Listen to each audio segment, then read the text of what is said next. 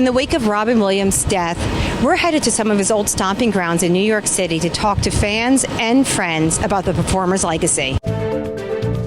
We're here at Juilliard, where Robin Williams went to school, and we're asking people for memories of the comedian and performer. I think the biggest thing I remember is him in Jumanji, probably Mrs. Doubtfire too, and I think Dead Poets Society, my English teacher showed that in class this year. He was a funny guy, always made me laugh. I always found him so funny and just witty and really brilliant. My siblings and I loved him. All of our road trips, my dad set up a little TV in the middle of the seat, and we used to watch all of his movies, and I think he just brought happiness to so many people's lives. So we're here at Grand Central Station, where Robin Williams filmed the memorable scene from The Fisher King, and we're asking people about memorable performances that Robin Williams did. Well, he was a great actor, and I loved how he did the voice of the genie in Aladdin.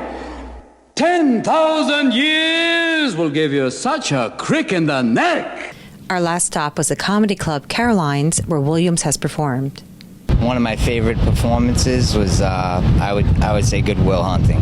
I think he touched a lot of hearts in that movie, you know. I know he touched mine. And there's not one movie that really sticks out. It's like everything that he was in and involved with, because he ad-libbed so well.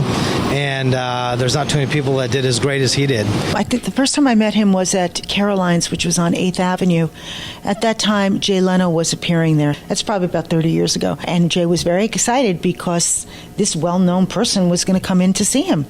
And it was Robin Williams. They knew each other from the stand-up scene, but except that Robin was already this big star because of Mork and Mindy. Has he ever dropped in here unexpectedly in recent years or in the past? I'll give you a drop-in. He came in with Cheryl Hines. They were promoting RV the movie, and Jeff Garlin was appearing here. So Cheryl wanted to stop by to see her co-star in Curb Your Enthusiasm. So they walk in, and they're sitting in the back, and then in the front row there was a heckler. And the heckler was heckling Jeff. So Robin hears this, so Robin starts to heckle the heckler in an Irish accent so people wouldn't recognize who it was. He went after the heckler, and then all of a sudden Jeff said, "You know what? You are no match for this man." And then he said, "It's Robin Williams." Robin comes on stage and then does a half-hour set. And I saw outside of the club that there's an impromptu shrine that's gone up. Are those just from people that have been walking past, fans of Robin Williams? Started last night after one of our shows.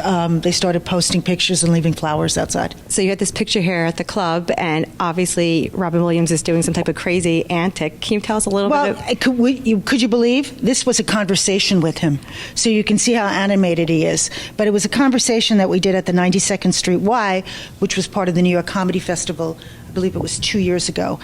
And as you can see, Robin is there. He's being interviewed by David Steinberg, the comedian, and just up from his chair. So it was a conversation that we did, but it was more like a sit-down stand-up act. That's exactly what it was. It was fabulous.